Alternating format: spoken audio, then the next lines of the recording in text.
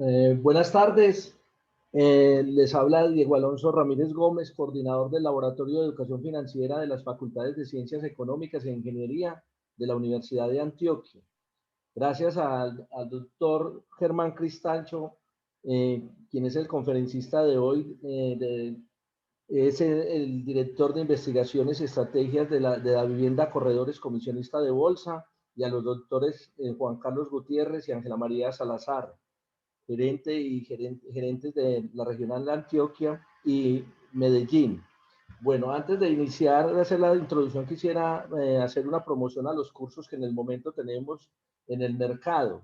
Tenemos cursos de gestión de portafolio de inversión, análisis fundamental de inversión en acciones, análisis técnico de inversión en acciones, finanzas corporativas, alternativas de inversión, finanzas para no financieros, análisis financiero, simulación financiera con Risk Simulator, contabilidad con NIF para no contadores, análisis financiero para NIF, bajo NIF, perdón, cómo invertir y operar con opciones. Y el diplomado de bolsa. Pueden visualizar estos cursos y el diplomado en la plataforma Portafolio de la Universidad de Antioquia de la Facultad de Ciencias Económicas. ¿Cómo el tema de hoy es para dónde va el dólar? La volatilidad de la tasa de cambio es una realidad que se ha estado dando en los últimos días de manera concluyente. ¿Cómo se moverá el dólar en el futuro? Es la pregunta del día para muchos. A este respecto se vienen palabras claves para el inversionista y empresario: dólar, predicción, devaluación, crisis, análisis de decisiones, toma de decisiones, alta gerencia y dirección, riesgo y modelamiento.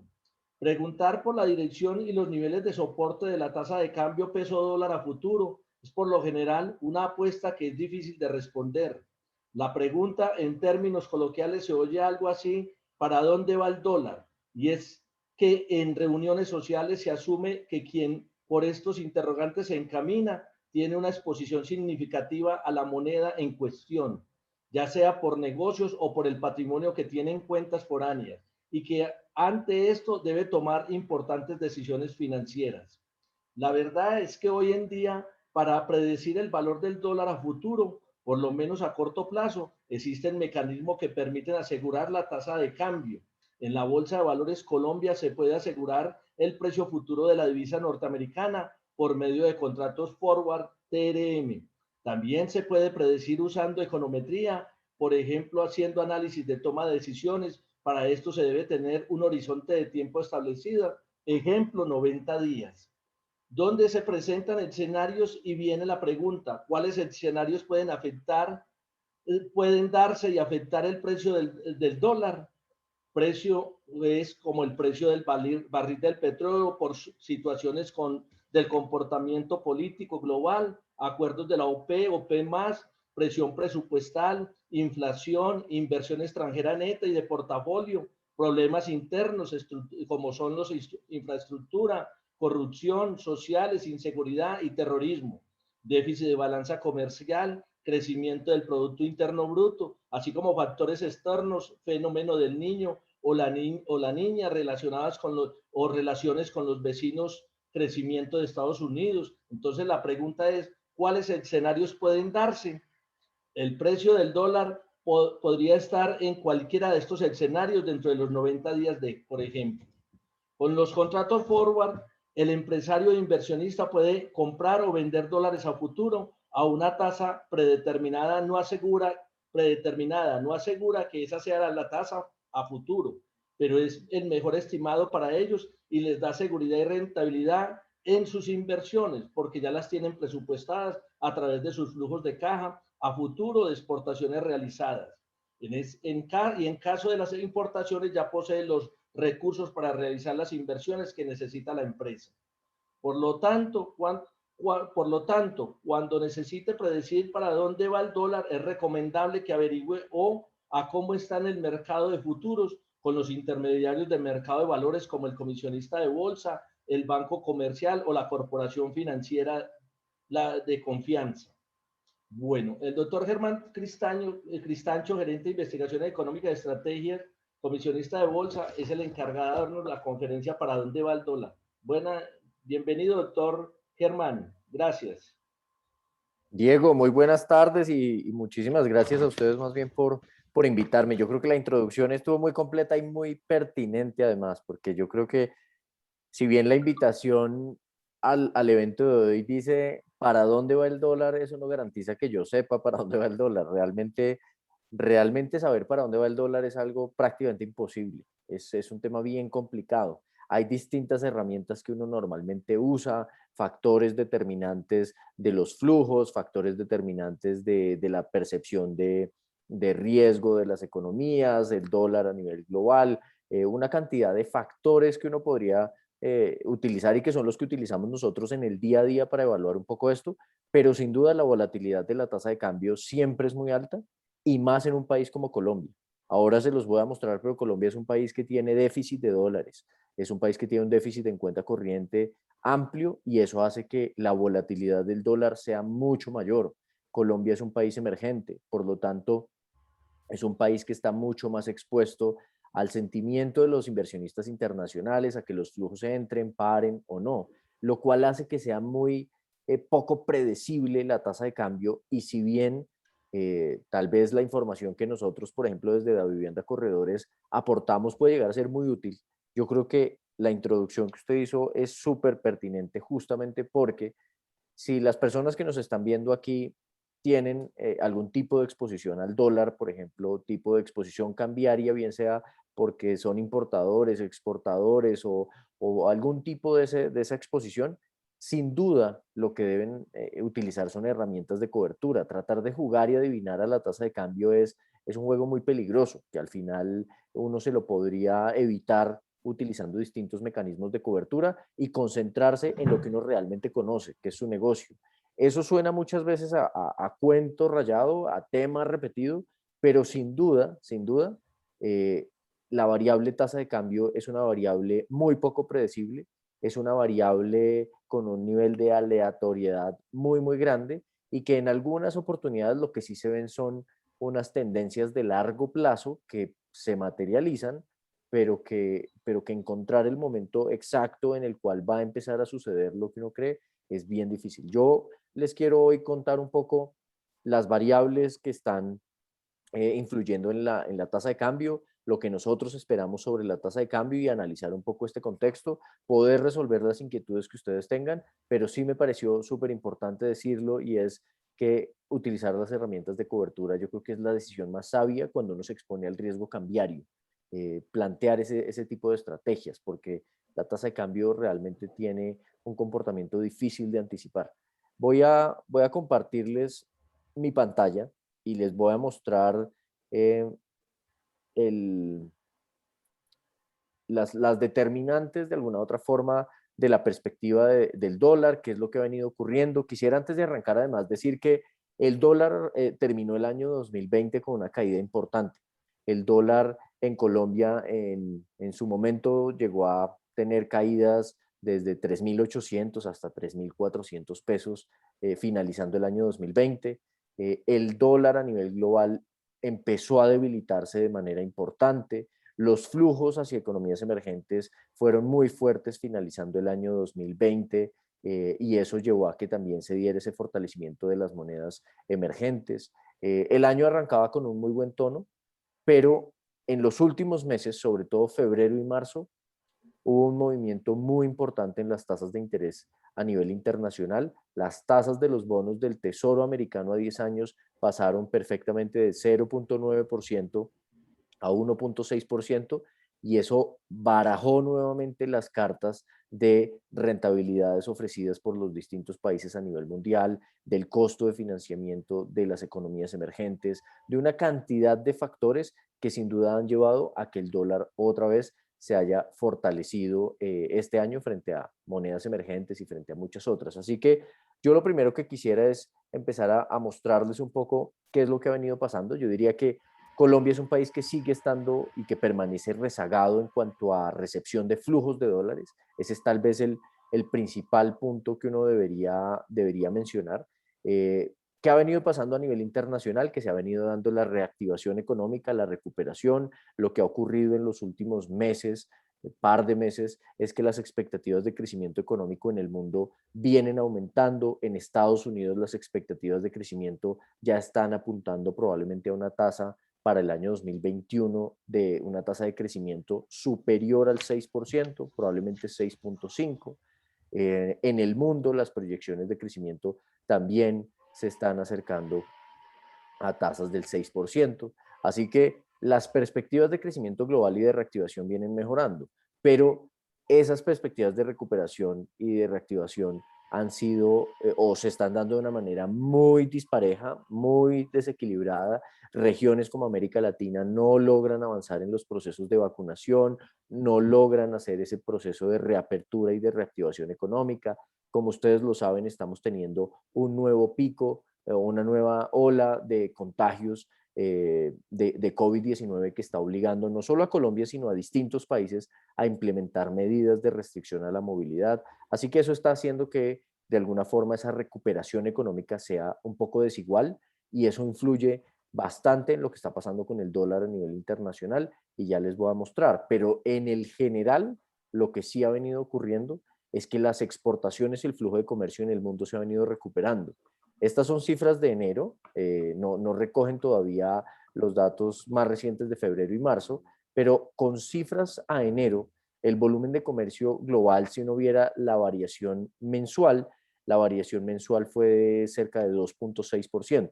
Eso llevó a que la variación anual del flujo de comercio global, sí, del volumen de comercio global, creciera 5.7% frente al año pasado.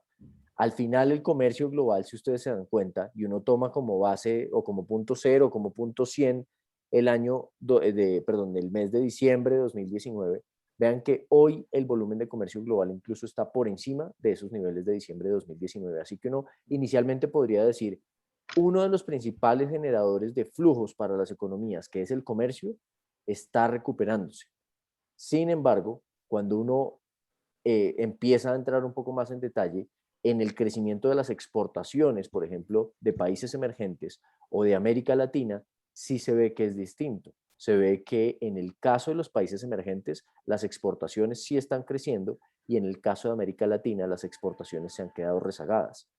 Se han quedado rezagadas y yo diría que en buena medida también tiene mucho de relación con el tipo de productos que exporta América Latina. En algunos emergentes asiáticos, por ejemplo, lo que ha habido o lo que se da es exportaciones de una cantidad de bienes que se utilizan mucho en sectores de tecnología, por ejemplo. Ha habido escasez de semiconductores en el mundo y eso ha llevado también a que los precios se incrementen. Pero en el caso de América Latina, si bien los precios de las materias primas están repuntando, América Latina ha tenido un problema y es una disminución de las cantidades exportadas. En el caso, por ejemplo, de Colombia, eso es algo que está ocurriendo y que ya les voy a mostrar, pero aquí es donde empieza a verse un poquito la diferencia de lo que está ocurriendo en Latinoamérica y que empieza a influir en países como Colombia, y es que los flujos de exportaciones o de ingresos de dólares por exportaciones no se están recuperando a la misma velocidad que se está recuperando el flujo de comercio global. En el caso de Colombia, vean que las exportaciones colombianas con cifras a febrero mostraron un importante repunte. De hecho, las exportaciones crecieron en febrero cerca de 13% y se ubicaron en 2.945 millones de dólares. Esos 2.945 millones de dólares se contrastan un poco con las exportaciones de enero, cuando el volumen de ingreso por exportaciones estuvo mucho más cercano a 2.600 millones de dólares. Las exportaciones vienen creciendo, si ustedes se dan cuenta, frente a abril, mayo del año pasado, las exportaciones en Colombia se están recuperando. Todavía no llegan a los niveles, por ejemplo, que observábamos en enero del 2020, cuando se acercaban mucho a los 3.500 millones de dólares. Y aquí empieza uno a identificar algo que viene ocurriendo, por ejemplo, en los ingresos por exportación de combustibles y todos los productos relacionados con las industrias extractivas. Vean que hacia enero del año 2020 se exportaban cerca de 2.000 millones de dólares o se recibían 2.000 millones de dólares por exportaciones de productos como combustibles y productos de industrias extractivas. En febrero, este monto viene creciendo. De hecho, creció un 8% frente al mes de enero y se ubicó en 1.315 millones de dólares, pero no se ha recuperado en su totalidad. El resto de las exportaciones también viene creciendo. De hecho, la exportación de manufacturas creció bastante frente al mes de enero. En enero, por ejemplo, las exportaciones, perdón, en febrero las exportaciones de manufactura crecieron más o menos un 19% frente al mes de enero, pero el grueso aquí es un poco que si uno ve, por ejemplo, la exportación de productos agropecuarios, alimentos y bebidas no necesariamente se ha afectado tanto, incluso está en niveles más altos que los de enero y febrero del año pasado, pero el gran grueso de reducción de los ingresos por exportaciones de nuestro país está muy derivado de la menor exportación de combustibles y productos de las industrias extractivas. Aquí no solo estoy hablando de petróleo, sino también estoy hablando de carbón. En el caso del petróleo ha ocurrido algo bien importante y es que estamos viendo precios del petróleo altos. Hace unas semanas veíamos el precio del petróleo en su referencia Brent cercano a $70. Y eso sin duda es una muy buena noticia para países como Colombia, que son exportadores de petróleo, pero cuando se observa qué viene ocurriendo con el volumen total exportado, si uno lo midiera en las cifras que reporta el DANE en toneladas métricas, el monto de toneladas métricas exportadas de petróleo equivalentes fue de cerca de 2 millones y tal vez es la cifra, pues digamos con las cifras más recientes, y esta tal vez es la cifra más baja desde septiembre del año 2009. Entonces, vean que las exportaciones de Colombia vienen mejorando un poco, pero es principalmente por un efecto precio. En el caso de la cantidad, las exportaciones han caído. ¿Por qué la razón, por qué la exportación de petróleo ha caído? Son muchas razones. Esa caída en la producción o esa caída en el volumen exportado, perdón, está muy ligada a la caída del volumen de producción. Está incluso también ligada a estrategias que han adoptado compañías como Ecopetrol, en donde han tratado de enfocarse mucho más en el mercado local y utilizar parte de su producción para abastecer el mercado local. Pero en el neto, uno sí podría ver un efecto de la caída de los precios del petróleo del año pasado, en donde esa caída de los precios del petróleo lleva a que se cierre un poco la llave en los proyectos de inversión o en los montos de inversión en este sector, y eso termina generando un efecto de escasez hacia adelante. Ahí está parte de la razón también por la cual los precios de las materias primas están repuntando tanto en el mundo, porque hubo una disminución de inversión importante en el año 2020 que lleva a una contracción de la inversión, de la producción de esas materias primas.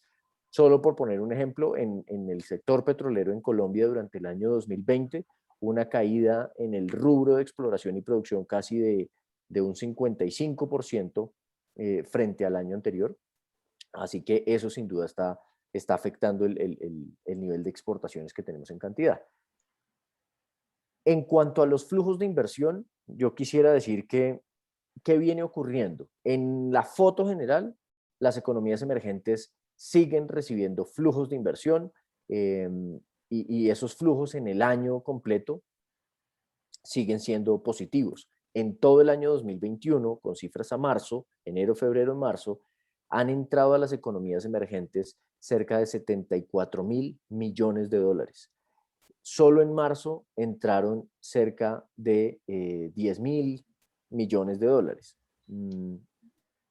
Pero en ese comportamiento general, si ustedes lo pueden ver en la gráfica de la izquierda, vean cómo se viene moderando significativamente el monto de entrada de recursos a las economías emergentes. Y aquí es donde viene e influye mucho lo que les mencionaba yo hace unos minutos, en donde les decía que febrero y marzo en febrero y marzo cambió el tono de los mercados a nivel internacional, cambió el apetito de los inversionistas por economías emergentes y se rebarajaron un poco las reglas de juego. Si uno revisa, por ejemplo, las encuestas que se hacían a los inversionistas internacionales en enero, el principal de los riesgos o los principales tres riesgos que se veían para el año 2021 estaban relacionados con el COVID y con las vacunas, que las vacunas no funcionaran, que hubiesen nuevas cepas, bueno, distintos riesgos relacionados con las vacunas. Hoy, ¿cuál es el principal riesgo que ven los inversionistas internacionales y que en el mundo se ha tomado el centro de las miradas de los inversionistas y de entidades como el Fondo Monetario Internacional, de organismos como el Banco Mundial y de muchos? Ese principal riesgo es una alteración en el sentimiento de los inversionistas en mercados financieros, unas condiciones financieras que se aprieten y que lleven a que haya menos flujos de inversión hacia las economías emergentes. ¿Por qué? Porque además estamos en un momento en el que las economías emergentes tienen unas altísimas necesidades de financiación. Es el caso de Colombia. Colombia tiene, a raíz de todo el déficit fiscal que tiene y de los altos niveles de deuda, tiene unos niveles o unas necesidades de financiación muy altas, y por eso es tan importante que este tipo de economía siga teniendo acceso a los mercados internacionales y que los flujos de inversión sigan fluyendo hacia estas economías. Pero la pregunta es, ¿por qué se disminuyeron los flujos? Los flujos se disminuyeron por, yo diría que dos razones, principalmente atadas al comportamiento de la tasa de los bonos del Tesoro americano a 10 años en Estados Unidos, pero son dos razones distintas, pues, o muy ligadas a esto. Y es una, porque el fuerte incremento de las tasas de interés en Estados Unidos, en donde el bono del Tesoro americano, como les decía, pasó de 0,9 a 1,6%, llevó a que el costo de financiación de las economías emergentes se incrementara.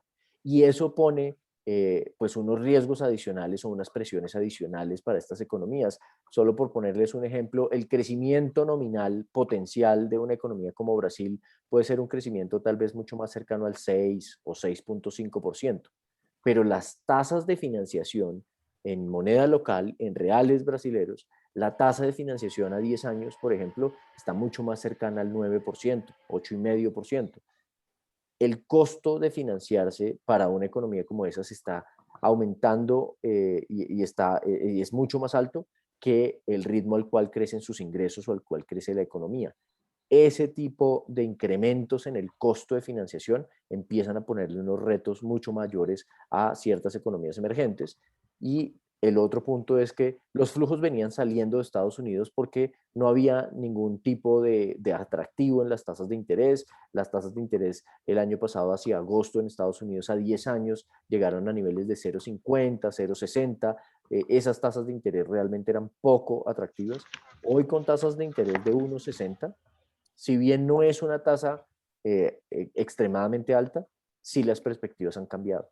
En Estados Unidos, la economía viene recuperándose mucho más rápido por cuenta de los planes fiscales y de los estímulos que se han implementado, y esto está llevando a que crezca aún más la expectativa de que las tasas de interés en Estados Unidos de mercado van a seguir subiendo en los próximos 12 o 18 meses, y que por consiguiente la Reserva Federal en Estados Unidos probablemente tenga que hacer incrementos en sus tasas de interés hacia finales del año 2022.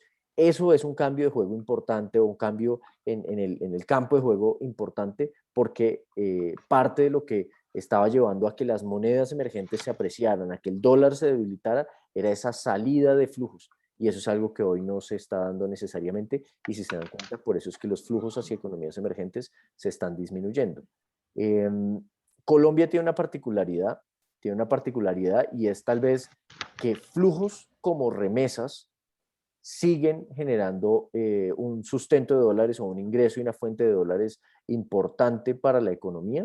En los últimos 12 meses, según cifras de la balanza cambiaria en Colombia, han ingresado cerca de 9.000 millones de dólares, lo cual es una cifra bastante significativa, como lo pueden ver si ustedes comparan el monto que entra en los últimos 12 meses en remesas comparado contra la evolución histórica que ha tenido la inversión extranjera directa o la evolución histórica que ha tenido la inversión extranjera de portafolio. Las cifras de remesas hoy en Colombia son cifras muy importantes y cifras representativas, pero en la medida en que hemos tenido unas caídas importantes en los rubros de inversión extranjera directa y en la medida en que durante el año 2020 pues, y 2019 tuvimos un comportamiento de los flujos de inversión extranjera de portafolio no tan positivo, vean que Colombia en el neto termina siendo, terminan faltándole flujos para cubrir ese déficit de dólares que normalmente tiene por cuenta de un déficit comercial que tenemos. Colombia importa más de lo que exporta. Eso en términos de flujos de inversión extranjera de portafolio, de lo que llega a nuestro país por cuenta de los inversionistas extranjeros que compran acciones o que compran bonos en el mercado de capitales colombiano. Vean que lo que ha significado con cifras a marzo reportadas por el Banco de la República es que en lo corrido del año, hasta marzo, han salido cerca de 1.000 millones de dólares y que la mayor salida se dio durante febrero y marzo. Nosotros en Davivienda Corredores monitoreamos los flujos de los inversionistas institucionales, de los inversionistas extranjeros, de los distintos flujos de inversión que hay en el mercado, y lo que sí les podría tal vez anticipar es que el mes de abril muy probablemente va a ser un mes en el que cuando se reporten las cifras fue un mes o ha sido un mes de ingreso de dólares a nuestro país.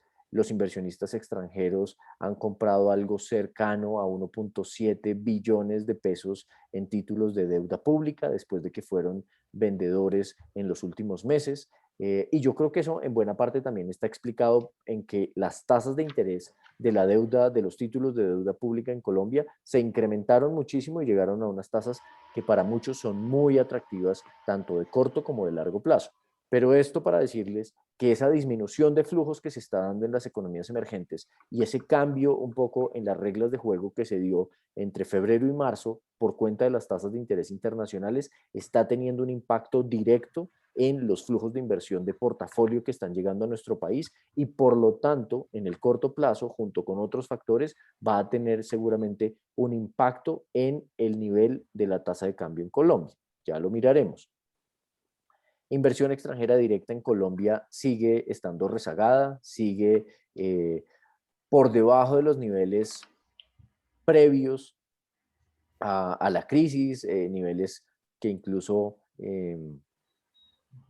está por debajo de los niveles del año 2019, incluso por debajo de los niveles de inversión extranjera directa acumulada del año 2020. Aquí hay una gran debilidad. Si ustedes se dan cuenta y uno comparara, por ejemplo, las primeras 13 semanas del año, vean que en el año 2021 el ritmo de ingreso de inversión extranjera directa al país viene lento.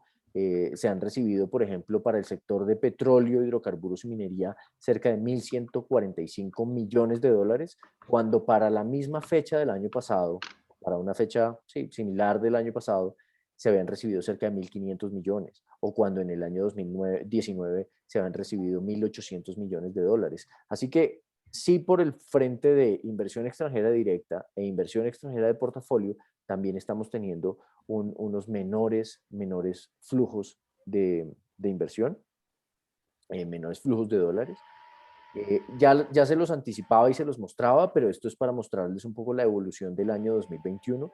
En el año 2021, con cifras de la balanza cambiaria del Banco de la República, las remesas acumuladas a marzo son 2.500 millones de dólares. 2.500 millones de dólares, que sigue siendo una cifra récord para lo que hemos visto en Colombia a esta altura del año. Vean que incluso el año 2020 fue un año nuevamente altísimo en ingreso de dólares por remesas, superando el año 2019 y el año 2019 a su vez superando el año 2018 y así año tras año. En el mes de marzo ingresaron al país más de 1.000 millones de dólares en un solo mes por cuenta de ingresos por remesas. Así que esos flujos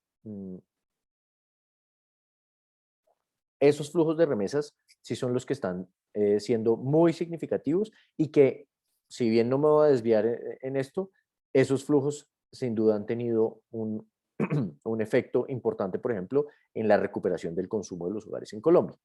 Pero aquí es donde el gran factor que está compensando un poco ese déficit son las remesas, pero de resto no hemos visto una recuperación fuerte o dinámica de los demás flujos de exportaciones o de inversión que son claves para nuestro país. ¿Eso a qué ha llevado? Estas gráficas lo que muestran es la posición neta de los inversionistas, perdón, de los principales agentes en el mercado cambiario durante los últimos meses. Esto es el sector real o las empresas, tanto en el mercado forward como en el mercado spot, digamos en el mercado de dólar del día a día versus el mercado de dólar de coberturas o de dólar a futuro. Y lo mismo la posición de los inversionistas extranjeros. Vean que en los últimos meses, los inversionistas, estas son cifras que están a marzo, los inversionistas extranjeros han sido compradores de dólares.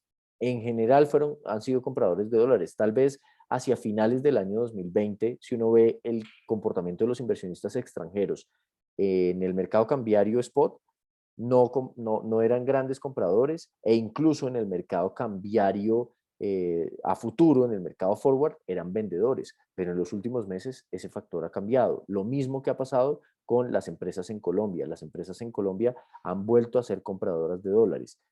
En niveles fuertes, altos, como se generaba históricamente o como se vio en el año 2019, no, probablemente no, porque además los niveles de tasa de cambio hoy son mucho más altos. Un nivel de tasa de cambio cercano a 3.600 pesos no es que se vea evidentemente como un nivel bajo de la tasa de cambio en el cual vamos a estar hacia el larguísimo plazo, pero sí, de todos modos, recientemente hemos visto incrementos en los flujos de compra por parte de estos agentes.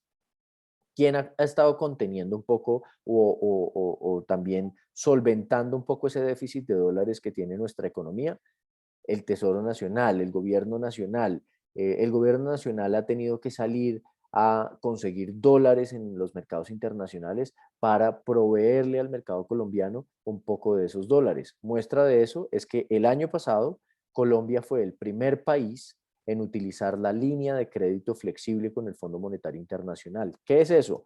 La línea de crédito flexible es una línea de fondeo, una línea de crédito que el Fondo Monetario le ha otorgado no a todos los países, solo a algunos países que demuestran tener instituciones fuertes y políticas macroeconómicas estables y creíbles, y les establece esa línea como una línea de emergencia, como una línea alternativa de fondeo en caso de que se llegue a necesitar. No es una línea castigo, de hecho es una línea premio, solo es un cupo que se le da a ciertos países que tienen unas condiciones macroeconómicas buenas y que son países pues que a su vez podrían llegar a necesitar esos dólares para enfrentar cualquier tipo de choque económico. Colombia es uno de esos países y Colombia pidió un desembolso al Fondo Monetario Internacional el año pasado por 5.400 millones de dólares. De esos 5.400 millones de dólares, hacia diciembre vendió 1.500 millones de dólares. 1.500 millones de dólares que se los vendió directamente al Banco de la República, y de resto ha venido vendiendo dólares en el mercado. Pero si ustedes ven, ya con cifras a marzo, desde que se realizó el desembolso de la línea de crédito flexible, se han monetizado o se han vendido por parte del gobierno nacional cerca de 4.200 millones de dólares. Todavía quedarían algo como 1.200 millones de dólares por vender. Con esto lo que quiero decir es que el gobierno nacional probablemente puede seguir activo en el mercado cambiario y puede seguir ofreciéndole dólares al mercado por cuenta de estos dólares que tiene y por cuenta de dólares adicionales que sigue consiguiendo en los mercados internacionales. Cuando uno ve el plan financiero o las fuentes y los usos programadas para el año 2021 por parte del gobierno nacional, por parte de la Dirección General de Crédito Público, lo que se ve es que se proyecta conseguir cerca de 10.000 millones de dólares este año en mercados internacionales, entre bonos o mercado de capitales y créditos multilaterales o bilaterales.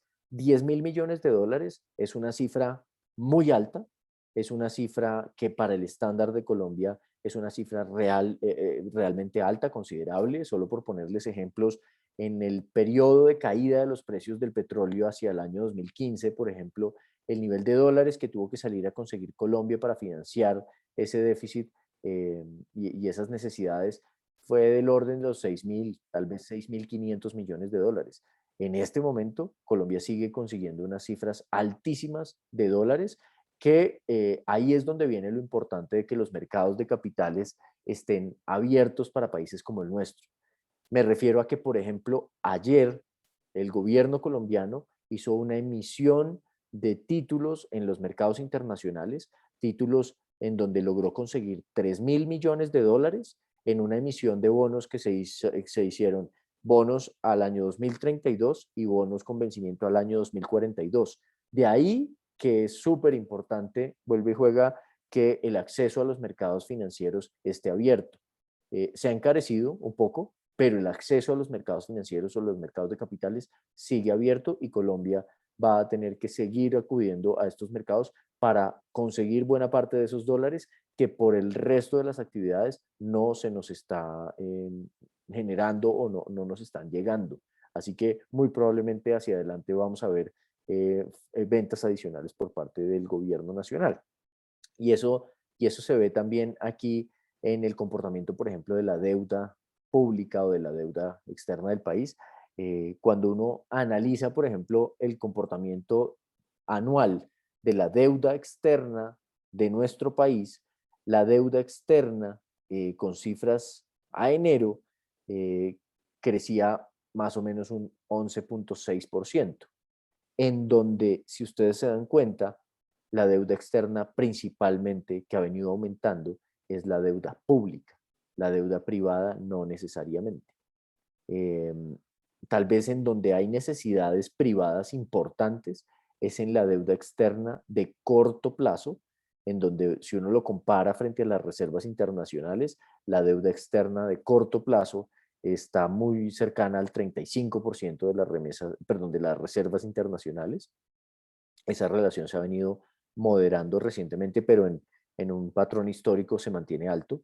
Pero esto para decir que quien ha tenido que salir a conseguir los dólares es el gobierno, pero eso también ha implicado un mayor nivel de deuda del país, lo cual también hace, como les decía al principio, que las necesidades de financiamiento de nuestro país pues sean altas. Y eso significa que también este es un país que los inversionistas siempre van a estar monitoreando con un gran detalle, con una especial atención por las necesidades tan altas de dólares que tiene. Y ya con eso ahora les voy a mostrar un poco el desempeño incluso de las monedas emergentes en lo corrido del año y se van a dar cuenta por qué es que Colombia se comporta o el peso colombiano se ha comportado como se ha comportado. ¿Sí?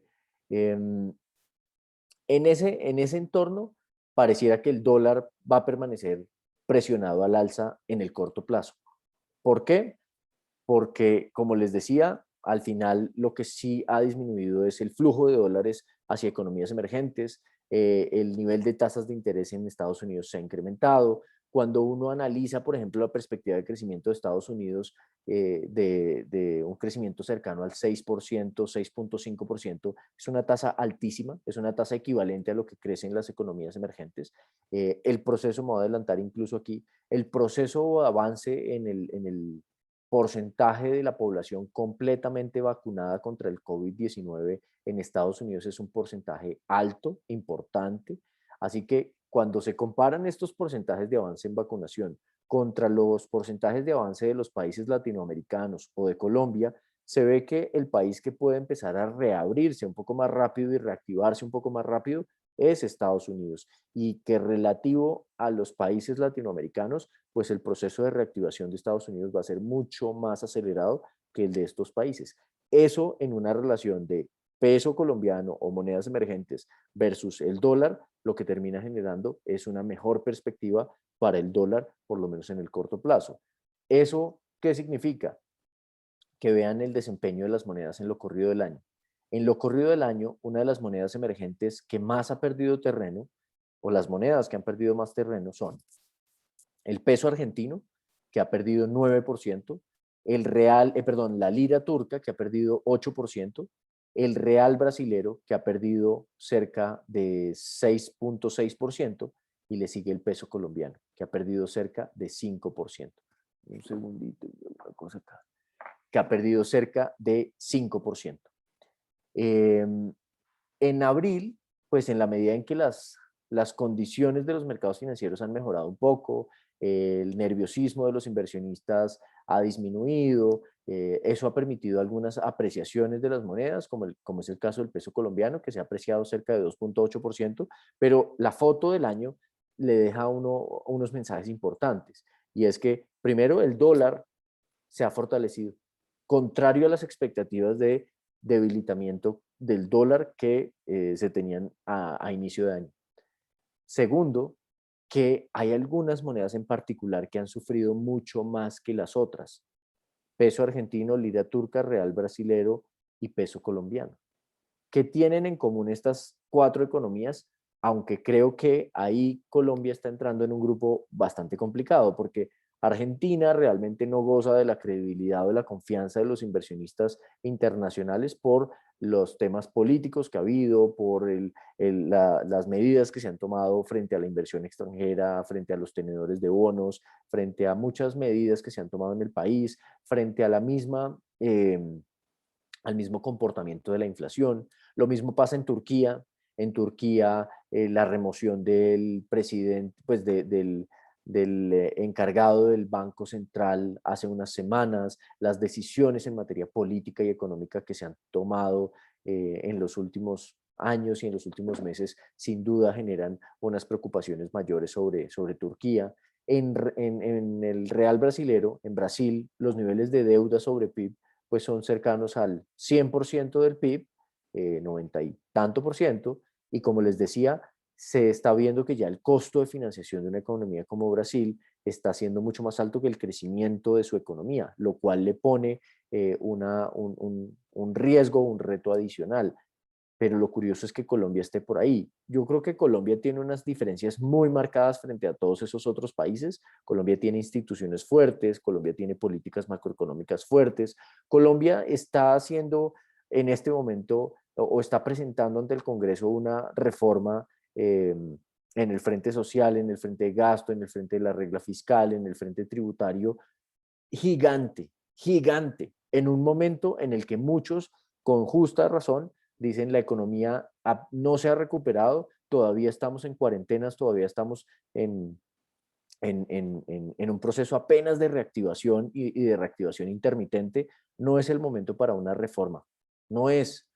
No obstante, Colombia sí se tiene que distanciar muchísimo y de forma muy marcada de esos otros tres países. Colombia tiene que demostrar que sí está comprometido con la sostenibilidad fiscal, que sí es un país que adopta políticas macroeconómicas prudentes, estables, pro mercado, pro inversión, y que está de alguna u otra forma trabajando para mantener esa credibilidad y esa confianza de los inversionistas. Yo creo que un muy buen termómetro para saber que los inversionistas internacionales tienen su confianza intacta en Colombia es, como les decía, el resultado de la emisión de bonos que se hizo ayer, una emisión de bonos que recoge 3.000 millones de dólares, pero que recibió unas ofertas bastante altas, o más bien unas demandas de dinero bastante altas por parte de los inversionistas internacionales. Así que Colombia sigue gozando de esa credibilidad, pero vean que es una línea muy delgada la que existe ahí en el desempeño de las monedas. Si hay algo que a los inversionistas internacionales les preocupa bastante para que el comportamiento del peso colombiano sea parecido a ese grupo. Y es sobre todo que Colombia sigue siendo una economía, por un lado, dependiente del precio del petróleo, y las perspectivas hacia adelante del precio del petróleo, pues pareciera que es difícil seguir pensando en que los precios del petróleo van a seguir subiendo. De hecho, ya lo que se proyecta, por ejemplo, con las últimas cifras y el último reporte de la EIA, es que el precio del petróleo más bien tienda a estabilizarse en su referencia Brent más cerca de $60, y eso pueda llevar a que pues, países como Colombia empiecen a tener un menor ingreso por exportaciones. Y sin duda, el otro tema gruesísimo e importante es el déficit de dólares del que les hablaba hace un rato. Eso se mide por el déficit en cuenta corriente. Ese déficit de cuenta corriente como porcentaje del PIB, cuando uno compara distintas economías emergentes, se da cuenta uno de algo que es preocupante, y es que Colombia presenta unos niveles de déficit en cuenta corriente muy amplios, tal vez igual de amplios que los de Turquía, y en el universo de economías emergentes es de los más altos, y no solo de los más altos, sino de los países que no han logrado cerrar ese déficit. Vean cómo en las distintas economías los déficits en el año 2018 y 2019 fueron déficits muy altos. En el caso de Colombia, el déficit sigue muy amplio, se cerró un poco en el año 2020 por cuenta de la contracción económica que llevó a que el ritmo de las importaciones fuera menor, pero en la medida en que se ve que la economía se reactiva nuevamente, el flujo o el déficit de dólares de nuestra economía vuelve a aumentar. Entonces, ahí es donde está una de las principales razones por las cuales Colombia tiene un talón de Aquiles importante y por el cual tal vez es mucho más sensible a los flujos de inversión. Yo aquí no estoy diciendo que Colombia no vaya a poder conseguir recursos de mercados internacionales. Como les decía, creo que Colombia sin duda lo puede hacer y está en toda la capacidad y lo logra hacer una y otra vez y goza de una confianza y una credibilidad grande por parte de los mercados y los inversionistas internacionales, pero no se puede relajar. Tiene un déficit de dólares muy, muy grande que hace que los inversionistas guarden cierta reserva con el peso colombiano, por ejemplo, en momentos de alta volatilidad o en momentos en que los flujos de inversión se restringen, como es el caso de febrero, marzo y lo que ha pasado recientemente. Sin embargo, y con esto ya estoy terminando para darle paso de pronto a algunas preguntas que ustedes tengan y hablarles pues justamente de los niveles de tasa de cambio. Sin embargo, yo creo que hay distintas variables que influyen en el comportamiento del dólar. Como les decía, son muchísimas y por eso anticipar el movimiento de la tasa de cambio es bastante difícil. Pero hasta el momento de lo que hemos hablado es de los flujos y de las condiciones de Colombia en materia de vulnerabilidad externa, de altos niveles de deuda, de una inversión extranjera directa que, si bien sigue financiando ese déficit en cuenta corriente, es una inversión extranjera directa que se ha venido moderando, de ese tipo de vulnerabilidades o riesgos externos que tiene Colombia, y que se suman, por ejemplo, a la percepción de riesgo o a la prima de riesgo país, que tiene mucho de relación, por ejemplo, con el tema fiscal en Colombia. Así que uno diría que flujos de comercio por cuenta de las exportaciones, del precio del petróleo, de lo que les mencionaba, flujos de inversión por cuenta de los niveles de tasas de interés internacionales, de la percepción de riesgo, de la perspectiva fiscal, de la confianza, de una cantidad de cosas. Y tres, el comportamiento del dólar a nivel internacional. Sin duda, si el dólar se cae en el mundo, como ocurrió en los últimos meses del año 2020, no importa que Colombia tenga esas vulnerabilidades, se presentan unas apreciaciones importantes. Así que la gran pregunta, más allá que para dónde va el peso colombiano o el dólar en Colombia, es para dónde va el dólar en el mundo, porque eso sí, yo creo que representa parte grande, la mayor parte de la dirección que tome el dólar en cualquier país. Si el dólar en el mundo empieza a caer, probablemente el dólar en las economías emergentes va a caer. Digo que probablemente, ¿por qué? Porque lo que se ha visto en los últimos 12 meses es que el dólar se ha debilitado frente a monedas como el euro, como la libra, monedas fuertes, monedas de reserva a nivel internacional, pero frente a las monedas emergentes no tanto. Ahí también habla muy probablemente de que esa caída del dólar en el mundo, si se llegase a dar, va a ser probablemente una caída más moderada en economías emergentes que en economías desarrolladas. Pero ¿por qué creemos nosotros que el dólar en el mundo puede llegar a descender en los próximos años?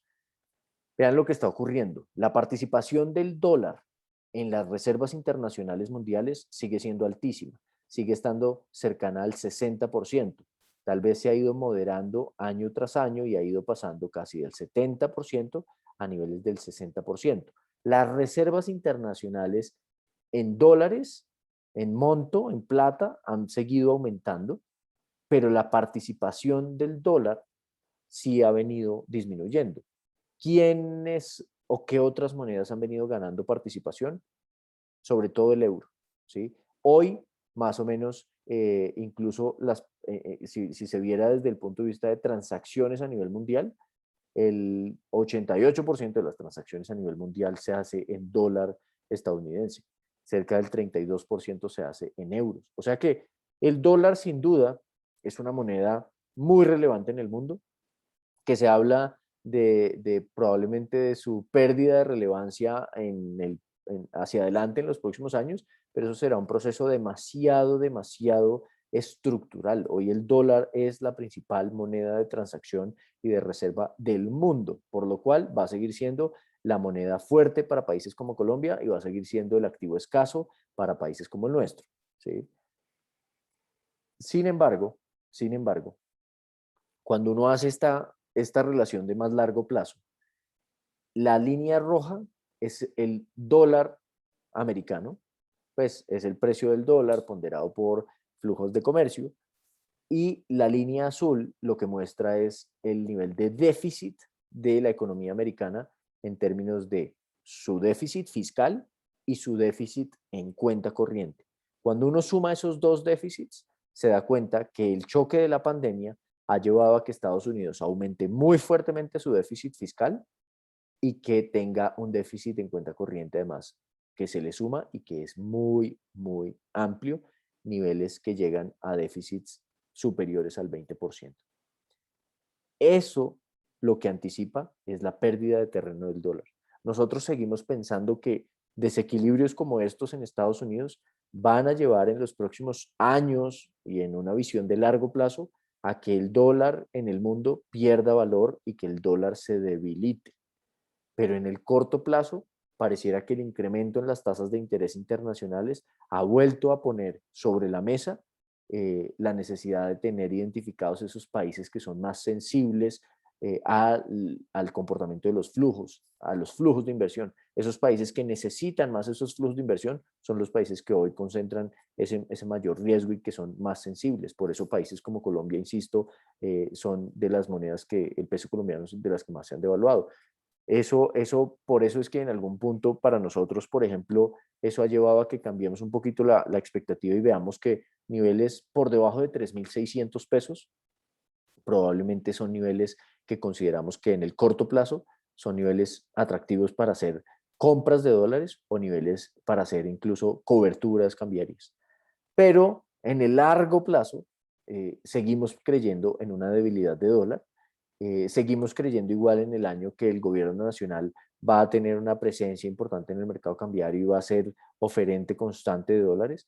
Eso también nos lleva a pensar que probablemente el dólar en Colombia por encima de 3.800 pesos lo tiene un poco más difícil, tal vez niveles superiores a 3.800, 3.850 pesos en algún momento son niveles mucho más aprovechables para vender dólares y en una perspectiva de largo plazo sí debería venir una debilidad del dólar. Y con esta diapositiva termino, con esta gráfica termino.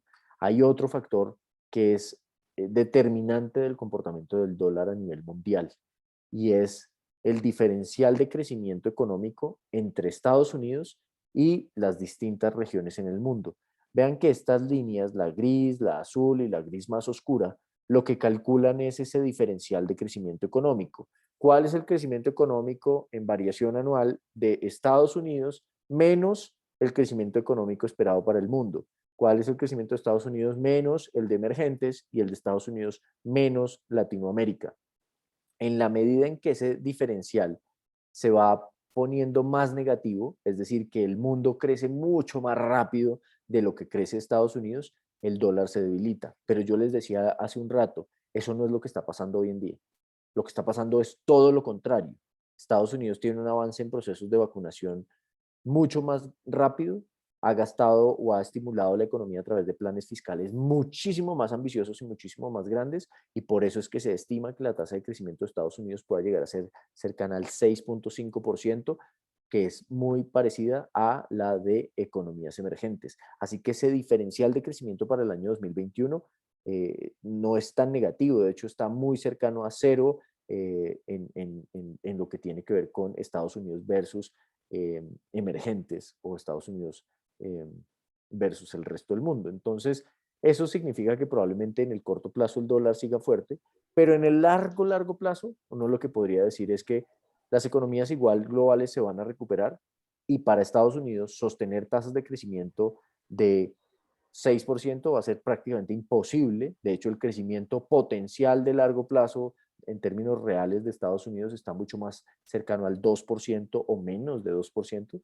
Así que eso debería llevar a que en Estados Unidos esa tasa de crecimiento se modere en los próximos años y desde una visión de largo plazo vayamos a tener que ese diferencial de crecimiento anticipa una debilidad del dólar. Esta línea roja que dice índice de XY es el comportamiento del dólar a nivel mundial.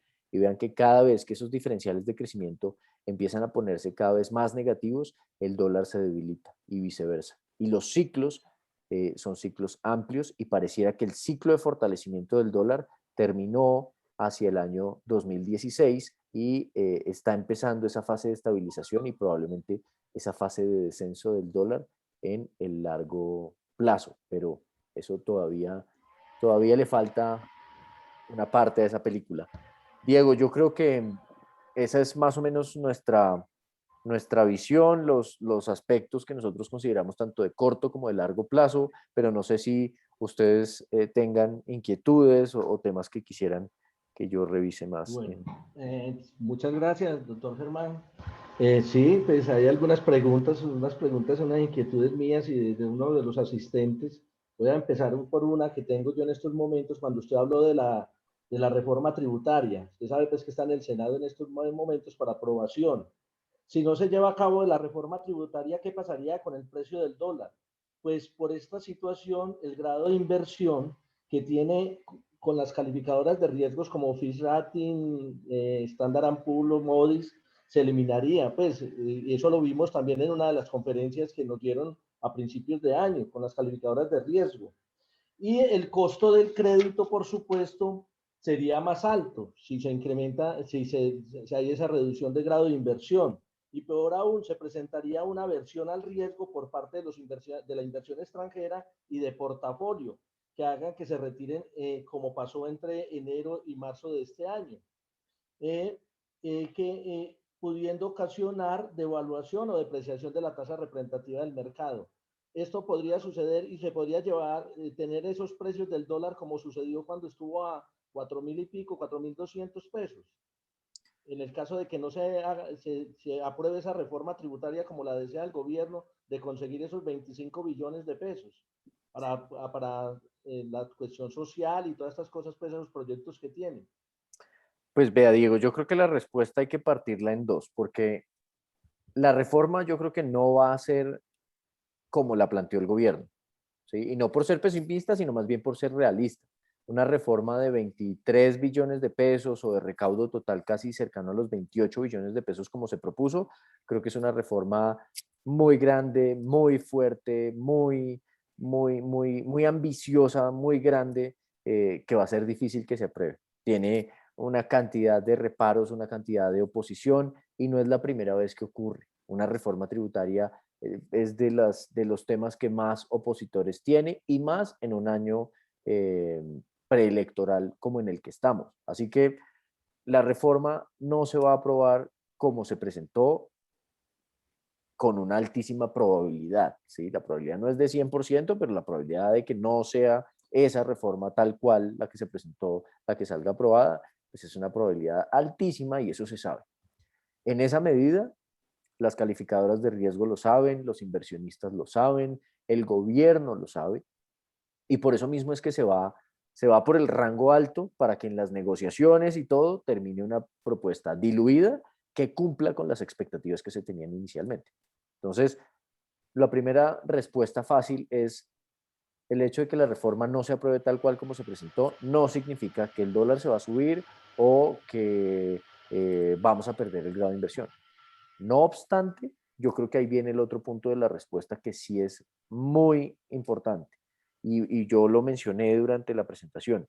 Hoy es claro y digamos es lógico. Mucha gente dice no a la reforma. Y no a la reforma porque no está, el palo no está para cucharas. La economía no se ha recuperado, la situación está muy complicada, las empresas todavía no logran recuperar sus ingresos, sus ventas, la economía está golpeada, la tasa de desempleo está altísima, estamos en un momento difícil, difícil de la economía. Pero por un momento pensemos qué pasaría si no se presenta una reforma. Yo creo que la situación, y esto no es por meter terror o pánico o nada por el estilo, yo creo que el escenario futuro con o sin reforma, el escenario sin reforma sería muy negativo comparativamente a un escenario con reforma. El escenario sin reforma implica muy probablemente que perdamos el grado de inversión inmediatamente, que la confianza de los inversionistas extranjeros se altere muchísimo porque implicaría que no hay reforma, que viene un año electoral en el que ningún gobierno va a arrancar su primer año con una reforma de una vez. Así que ese ajuste fiscal se dilataría y eso llevaría a que Colombia siga y siga y siga aumentando sus niveles de deuda. Eso llevaría a que probablemente esos flujos hacia Colombia se disminuyan y, como usted muy bien lo decía, que el dólar se suba. La subida del dólar en Colombia no es una buena noticia. Es cierto que el dólar favorece mucho, por ejemplo, los ingresos por exportación. Eso es totalmente cierto y totalmente válido y favorece flujos de inversión en ingresos de remesas, eventualmente si se reactiva la economía del turismo, una cantidad de cosas.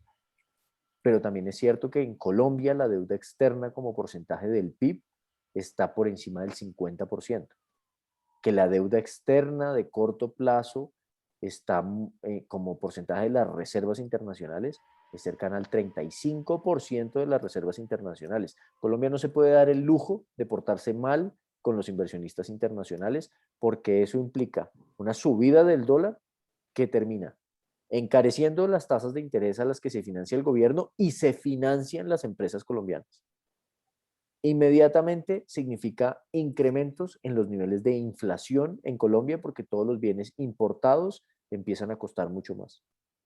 Y empieza a generar un ambiente muy, muy, muy complejo para nuestro país que lo afectaría a usted, me afectaría a mí, nos afectaría absolutamente a todos independientemente de la clase social o del nivel de ingreso o del sector económico o de la edad, nos afectaría realmente a todos, creo yo, de manera generalizada porque se afectaría la economía. Dicho eso, yo creo que reforma va a haber. Ahora, el punto es qué tan grande o qué tan pequeña. Aquí el punto yo creo que no necesariamente está en que sean 2 puntos del PIB o cosas por el estilo, sino en que Colombia logre demostrar que hay un compromiso claro de ajuste. El primer paso y muy válido y muy importante, así la gente no lo crea, fue haber puesto sobre la mesa un compromiso agresivo de ajuste fiscal, ambicioso de ajuste fiscal, como el que presentó el gobierno nacional. Agresivo en la medida de lo posible, porque al final lo que el gobierno también es consciente que hay que seguir fomentando y seguir fortaleciendo programas como el de ingreso solidario y ese tipo de cosas, porque de lo contrario la economía se restringiría demasiado. Pero sí puso sobre la mesa una propuesta que implica que Colombia se va a ajustar en los próximos 6, 7 o 10 años de forma importante. Ese mensaje es el que no se puede perder. Yo creo que eso es clave. Si en junio tenemos una reforma aprobada, que puede ser recortada o menor, pero que ratifique el mensaje de ajuste fiscal, pasa lo que está pasando hoy, y es que los inversionistas, después de que se presentó la reforma, están mucho más tranquilos, financiaron a Colombia a largo plazo, las tasas de los bonos de deuda pública en Colombia se han caído más de 50 puntos básicos en las últimas semanas, el dólar se ha caído. Bueno, hablando de, ya que tocó el tema del endeudamiento, también Colombia se cree que el endeudamiento va a llegar al 62 o 65 por ciento del Producto Interno Bruto, mermando la capacidad de apalancamiento. Esto hace que le sea más difícil llegar a créditos. Esta situación puede hacer que el dólar sea más caro, o sea, que se pueda depreciar o haber mayor devaluación.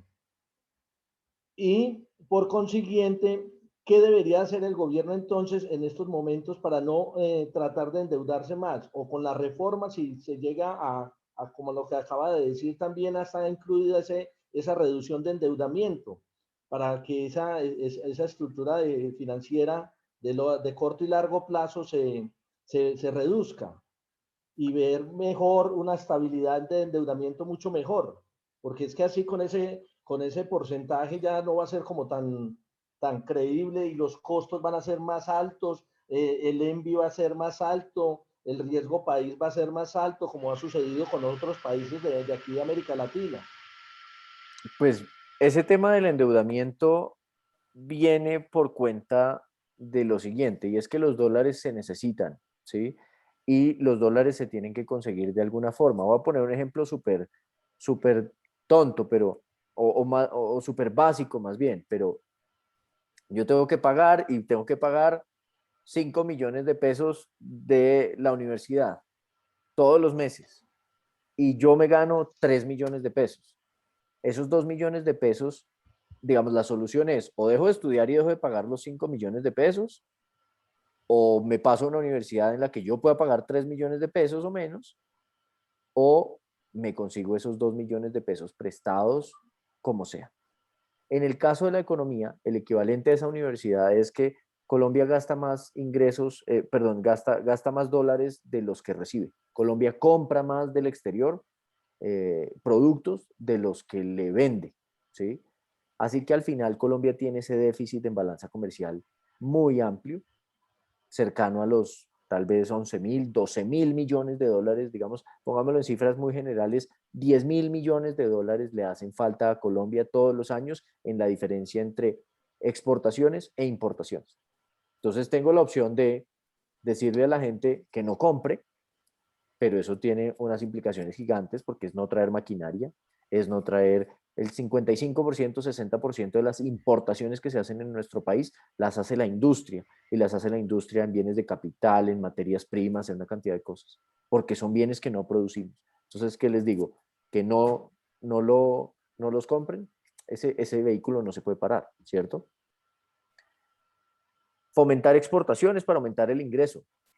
Sin duda, y esa solución está clarísima, pero fomentar exportaciones, la tarea que hace ProColombia o la tarea que hacen en el gobierno, es una tarea, es una tarea de largo aliento, es una tarea gigantesca, titánica de fomentar exportaciones. Así que lo que estoy diciendo con esto es, hay una realidad y es que a Colombia le faltan los dólares y para cerrar ese déficit de dólares hay que tomar unas decisiones estructurales gigantes que no se resuelven en el corto plazo, que es fomentar exportaciones, ser más competitivos en infraestructura, en capacidad productiva local para que buena parte de los productos que se compran del exterior se fabriquen en nuestro país y dejemos de sacar tanta plata de aquí para el exterior. O viene el punto y es conseguirme esos dólares que me faltan. Vamos y nos los conseguimos. ¿De dónde se consiguen? Normalmente de inversión, inversión o de portafolio o inversión extranjera, pero como ustedes vieron, la inversión de portafolio ha venido cayendo. La inversión directa ha venido cayendo. Así que esos dólares tienen que aparecer. De algún lado tienen que aparecer. ¿Quién tiene que salir a conseguirlos? El gobierno nacional tiene que salir a los mercados internacionales a conseguir los dólares. Entonces, aquí el tema del endeudamiento externo no es una decisión, es una consecuencia de la falta de ahorro privado o de la falta de ahorro público. ¿Sí? ¿A qué voy? A que ese hueco que tengo, ese déficit que tengo en algún lado, tengo que salir a financiarlo y ese es el que financia el gobierno. Esa es una consecuencia de. Por lo tanto, aquí el punto es, ¿el gobierno debería bajar su nivel de endeudamiento externo? Pues no le queda tan fácil, porque si él no trae los dólares, entonces quiere decir que no va a haber dólares para comprar una cantidad de Claro. cosas, ¿cierto? Lo que sí puede el gobierno es tratar de generar políticas competitivas que promuevan la generación de dólares, tratar de alguna otra forma de ser prudente en su manejo de la deuda y tratar de financiarse de todos modos en la mayor proporción posible en pesos colombianos, en el mercado colombiano, para que no se encarezca la tasa de financiación externa. Pero con esto lo que digo es que ese nivel de deuda efectivamente es una vulnerabilidad, porque lo que quiere decir es que si yo ya empiezo a deber más dólares, pues dentro de un año va a venir el inversionista al que yo le debo y me va a decir, págueme, o si quiere le presto y renovamos el crédito, pero venga, ¿usted cómo se está portando? Entonces eso quiere decir que Colombia tiene que portarse bien y que adicional a eso, como tiene siempre vencimientos importantes o compromisos importantes de dólares, tiene ese riesgo y esa contingencia ahí. ¿Cómo se resuelve? Es un tema mucho más estructural. Esto no es una decisión de que el gobierno decida no endeudarse más en dólares y listo.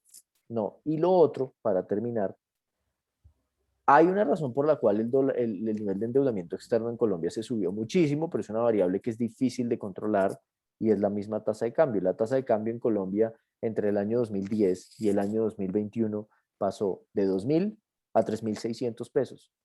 Ese Claro. mismo millón de dólares que yo debo afuera, pues pasó de ser 2.000 millones de pesos a ser 3.600 millones de pesos. Entonces ahí ya la deuda se me duplicó casi sin que yo haya contratado más deuda. Claro, eso es cierto, por la devaluación. Sí. Bueno, voy a hacer las últimas dos preguntas que tenemos acá. Una que en estos momentos ahora leí o ayer, no me acuerdo bien si fue ahora o ayer, que ya Estados Unidos empieza la vacunación con los jóvenes de 16 años, o sea que se incrementa ese rango de vacunación, creándole muy buenas expectativas, por supuesto, aunque se ha ido incrementando también la pandemia, pero con eso le da más confianza también a ese país, por supuesto, a nivel global. Esto hará que se fortalezca el dólar, por supuesto también, ¿cierto? Porque pues el país, eso le da fortaleza al dólar. Y la pregunta es, ¿también será algo negativo, aunque es positivo para Colombia, porque si se reactiva ese país, económicamente nosotros dependemos de esas exportaciones hacia Estados Unidos, que tenemos un gran porcentaje de exportaciones. Eh, eso es algo positivo, pero también por esa situación vendría devaluación o no.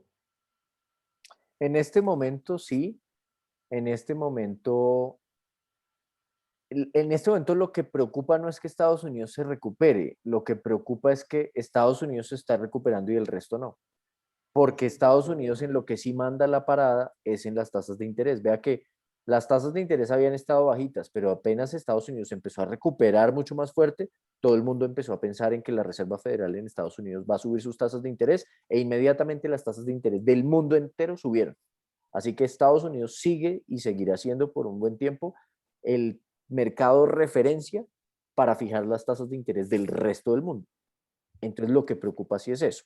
Es cierto lo que usted dice, que Estados Unidos se recupere es una buena noticia porque genera menores preocupaciones sobre el crecimiento global, es un socio comercial importante para Colombia, es una buena noticia. Tal vez en materia de petróleo no tanto, nosotros hoy le exportamos como país más petróleo a los mercados asiáticos en una gran proporción que hacia el mercado americano, pero es una buena noticia que Estados Unidos se recupere y en la medida en que esas preocupaciones sobre crecimiento económico se disminuyan, el dólar tiende a calmarse.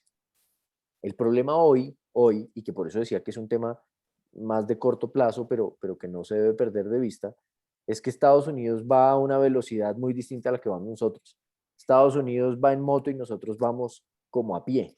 Entonces, eso en términos del ritmo de crecimiento económico y hablando de la recuperación sobre todo, eh, por la capacidad que tiene ese país de los estímulos fiscales y una cantidad de cosas. Entonces, eso en el corto plazo sí está llevando a que se fortalezca el dólar, porque está clarísimo que la brecha y la divergencia y la ventaja que nos está sacando es grande.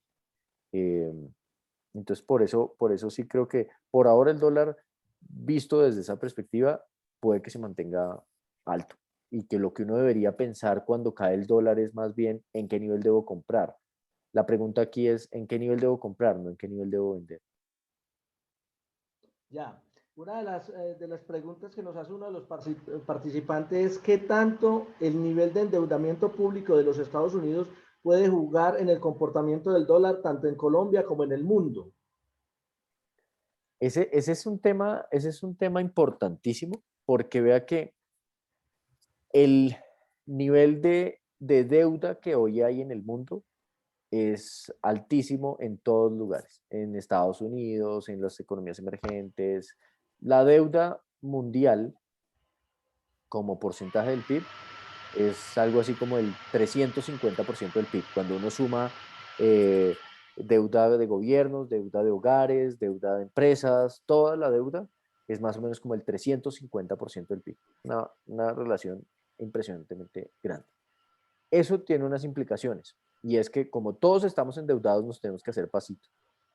Las tasas tienen que quedarse bajas seguramente por un buen tiempo.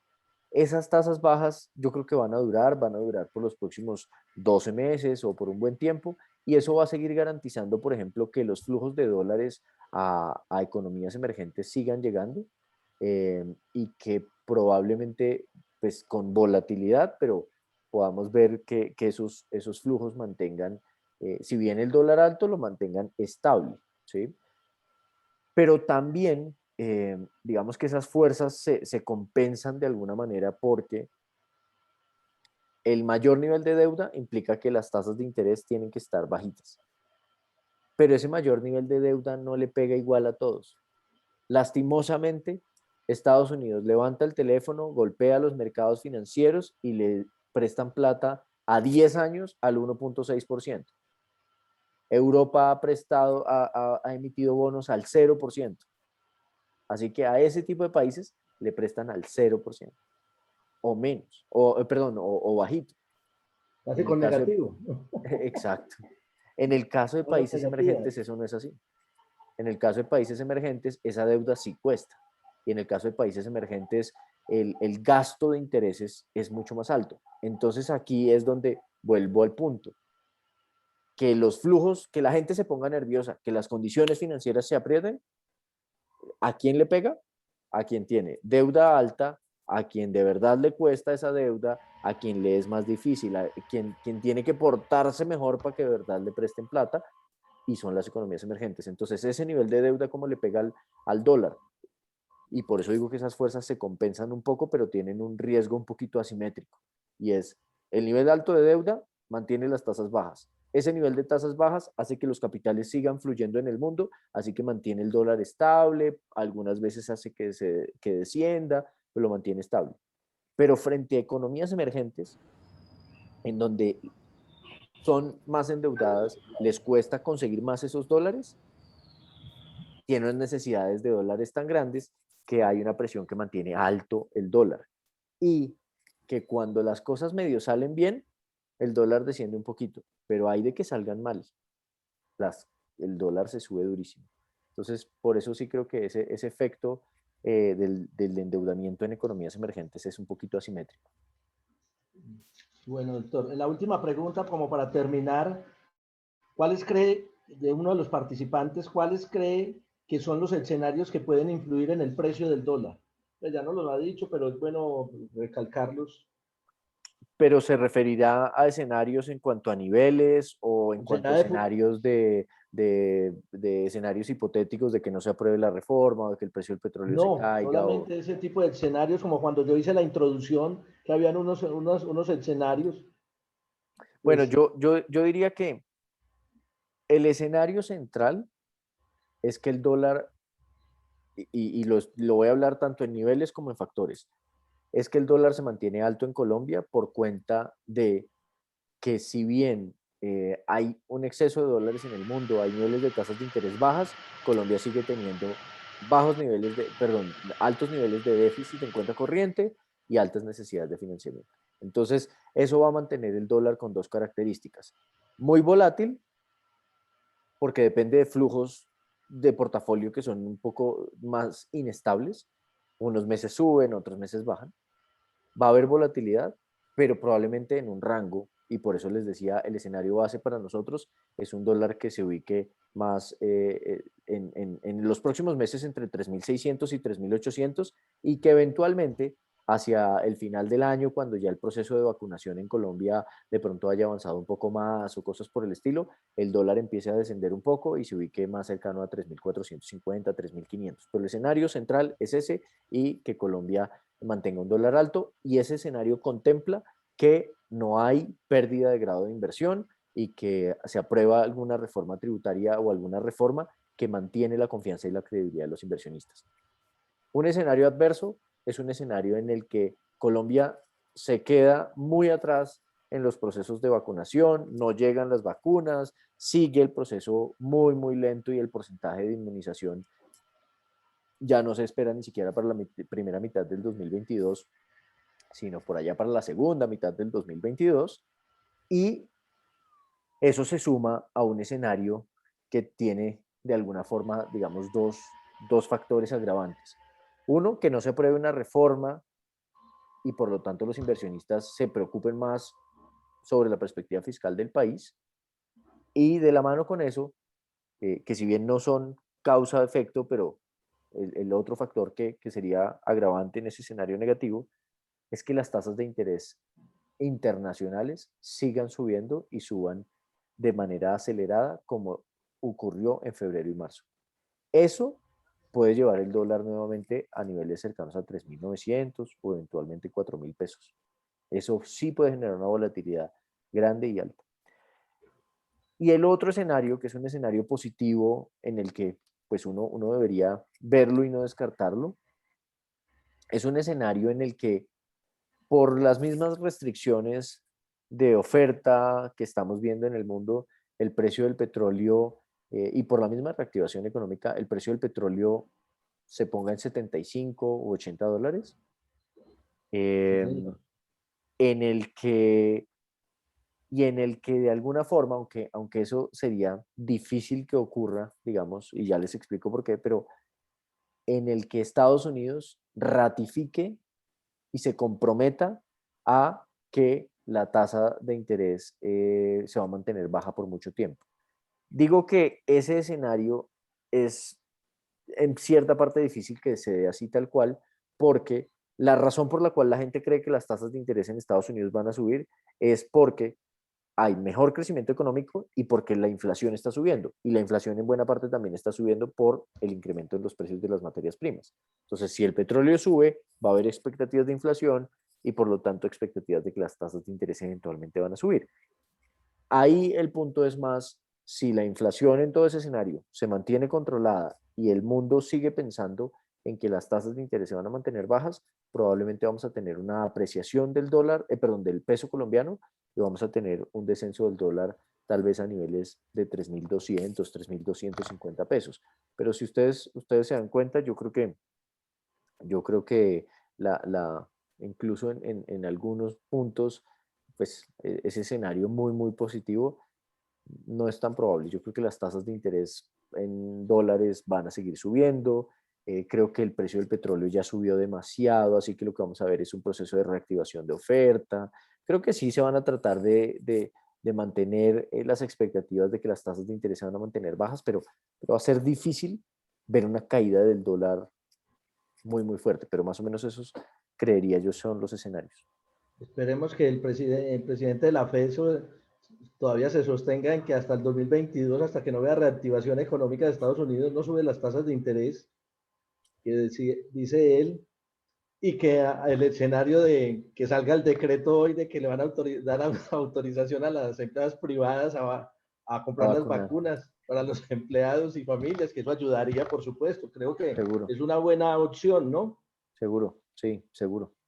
Bueno, doctor Germán Cristancho, como Diego, siempre, qué muchas pena, gracias. con permiso, profesor Germán Cristancho, para darle, sabemos pues de su tiempo tan preciso, pero si podrías dar respuesta a 3 preguntas de los participantes que están en el Facebook.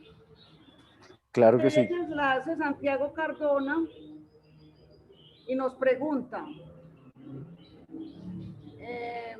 ¿Usted piensa que la economía mundial y colombiana ya asimiló la liquidez de dólares inyectadas por la Fed?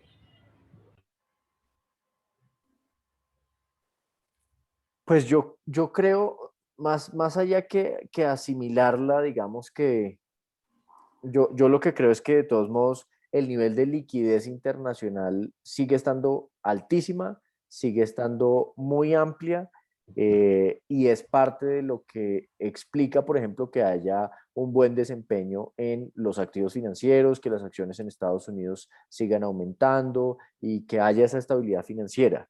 Entonces, no creo que sea necesariamente que ya la haya asimilado, creo que se acostumbró un poco a esa liquidez, y por eso es que cada vez que se habla de que posiblemente se reduzca la liquidez o que bajen los niveles de compras de bonos por parte de la Reserva Federal o del Banco Central Europeo, los mercados reaccionan negativamente. Creo que los bancos centrales están en una situación súper difícil en la que, si no es porque aparece crecimiento económico y las economías se recuperan, el nivel de la liquidez mundial no va a poder bajar porque los mercados financieros van a reaccionar negativamente. Lo que se necesita es que casi que haya una sustitución en la que lo que mantiene hoy a los mercados en unos buenos niveles es que hay liquidez. Se necesita que llegue alguien distinto a la liquidez, que en este caso se llama crecimiento económico, para que la liquidez pueda ir disminuyendo y para que ya la razón por la que los inversionistas compran empresas, compran activos, es porque hay crecimiento económico.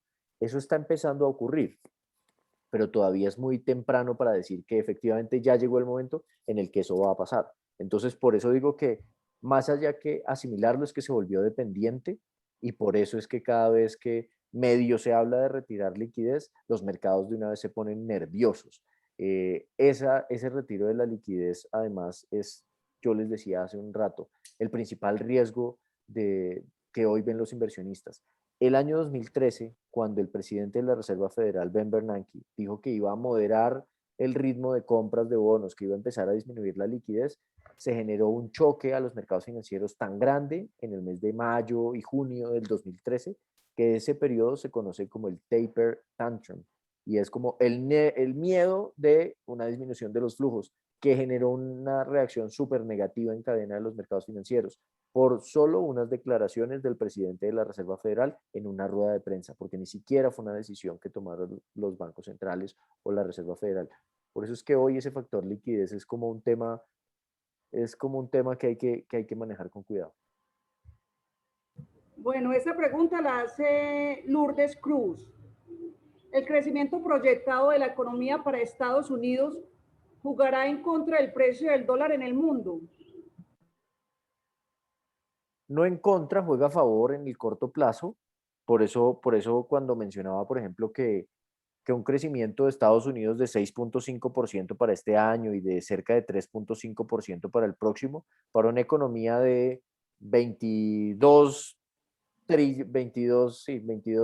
trillion dólares, como lo denominan ellos, la economía más grande del mundo, una economía de ese tamaño que crezca a tasas del 6% o del 3% el próximo año, son tasas altísimas, altísimas. Yo por eso les decía que el crecimiento que se calcula podría sostener Estados Unidos en el largo plazo es una tasa o una velocidad más o menos entre 1.7 y 2%. En este momento, esa velocidad y ese mayor crecimiento y por llamarlo así, esas mayores revoluciones de la economía de Estados Unidos, de lo que puede sostener, implica que el motor en algún punto se puede recalentar. Y la forma como se enfría un motor o como se regula ese recalentamiento de una economía es vía tasas de interés. Entonces, hoy en lo que está pensando todo el mundo es eso, en que Estados Unidos está avanzando a una tasa y a una aceleración que en el largo plazo no puede sostener, pero que han tratado de mantener a través de estímulos fiscales. Y eso en algún punto puede llevar a que las tasas de interés suban y por lo tanto en que se fortalezca el dólar. Ahí es donde está el gran quid de las expectativas a futuro, pero yo diría que la relación de causalidad un poquito es crecimiento, a mayor crecimiento, mayor expectativas de inflación, por lo tanto mayor expectativas de tasa de interés, por lo tanto un fortalecimiento del dólar. Bueno. Profesor, ya para terminar y darle espacio pues a la pregunta de Juan Vargas, Pregunta, ¿qué se piensa del precio del petróleo? Y se refiere a por las tensiones que hay entre Rusia y Ucrania, si estallara una guerra. El riesgo geopolítico en ese mercado siempre está, porque los productores particularmente son de unas características políticas, sociales particulares, ¿sí? Los principales productores de petróleo siempre están relacionados con aspectos bélicos y con tensiones geopolíticas en el mundo. Así que el mercado petrolero siempre está expuesto a ese riesgo y por eso también existen inventarios de petróleo, inventarios estratégicos de petróleo, no solo como excedentes de producción, sino como inventarios de reserva estratégica para muchos países, que en el caso, por ejemplo, de Estados Unidos, durante muchos años ha tenido y por eso Estados Unidos también se volvió de un tiempo para acá el gran productor. Entonces yo creo que esos riesgos existen y esa razón, eso termina generando siempre unos incrementos de corto plazo importantes sobre el precio, eh, pero yo diría que es eso, son incrementos de corto plazo. ¿Por qué? Y es además la razón por la cual el precio del petróleo viene subiendo recientemente. Otra vez el Brent está muy cerca de 66, 67 dólares y es por esas tensiones geopolíticas. Pero si uno lo piensa de una forma un poco más estructural, petróleo hay y mucho en el mundo. A 66 dólares, 67 dólares de Brent, hay muchísimos productores que lo pueden producir y que les interesaría producirlo. Y en la visión de largo plazo, lo que se ve es que la demanda por petróleo va a ir moderándose, estabilizándose o disminuyendo y que las fuentes renovables van a ir tomando ese lugar y van a ir supliendo esa demanda incremental de energía en el mundo. Por lo cual estoy sentado sobre un bien que cada día va a tener menos compradores o que va a ser más peleado. Estoy en un entorno de precios que sin duda es muy rentable para muchos.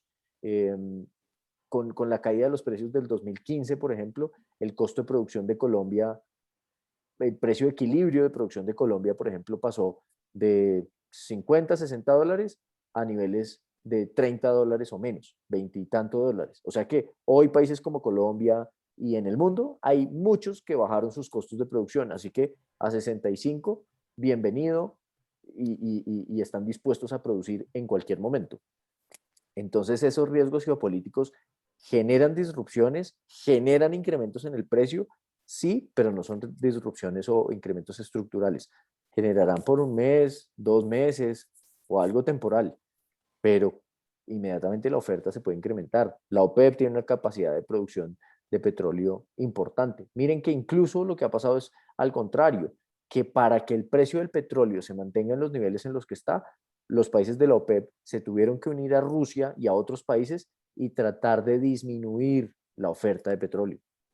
Lo que están es tratando de frenar un poco y de cerrar un poquito sus grifos, pero lo están haciendo voluntariamente para mantener el precio alto, porque si produjeran lo que pueden producir, el precio de equilibrio probablemente en el mundo se habla que no está en 67, está mucho más cercano a 50. Bueno, doctor Germán, muchas gracias. Como siempre, muy elocuente con estas charlas muy importantes para todos nosotros, que nos dan para adquirir pues mayor conocimiento y por supuesto estar presto a todo lo que está sucediendo en la economía y finanzas a nivel nacional e internacional. La conferencia es muy importante, por supuesto, y como le digo, muchas gracias a la Vivienda Corredores, comisionista de bolsa, a usted, doctor Germán, al doctor Juan Carlos Gutiérrez y a la doctora Ángela María García.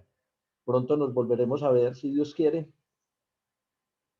Bueno, Diego, muchísimas gracias a ustedes, muchas gracias por la invitación. Como siempre, para nosotros es un placer acompañarlos, compartirles las opiniones. Espero que sea de utilidad para todos ustedes y que nos sigan invitando. Gracias. Una feliz tarde. Permiso. Bueno, lo Hasta mismo para luego. ustedes. Hasta luego. Muchas gracias, don Germán. Chao, Diego. Chao.